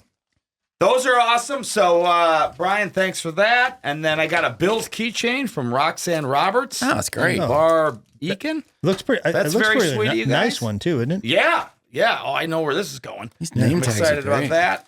And our buddy Tim May, he's a proud member. What did he get of you? the Code Chip He clip? got a Buffalo Bills chip clip. Do you ever understand me? I'm like a kid on Christmas with anything Bills related. I love it. I'm grateful for you. Thanks, buddy. And then just to close, we got a couple birthdays. Nothing too crazy. Okay. Just two. Stephanie Nupp, if you're listening, have a great day. What's her name? Stephanie Nupp. Oh, Okay. K-N-U-P-P. So I think I'm saying that right. Yeah. And my brother, Chip O'Brien, who Chip! told me not to say a word. When's Well, Chip's birthday? I'm ratting him out. November 25th. All the boys are November or the 25th. I'm April 25th. My other brother's March 25th. Chris is his name. Yeah, Chris. And then November 25th. And then my mom's fun thing is she's like, and your sister was born on the 27th. That's why we knew she was a girl. Uh-huh. Real clever, mom. Now he's taking That's a your shot at birthday. his mom. Yeah, Love my wow. mom. She was going to rename the show The Complainers. Yeah, She's a really nice lady. She Shit. is. The Nice complaints. job, Tim. Tim. Outstanding work. Hey, nice man. job. Crushed it. Nice job to you guys. Thanks for the glasses, too. Takes Yeah. a village. Sean, those are yours, buddy. We are the consumers. You have the right to charge your phone. Go Bills.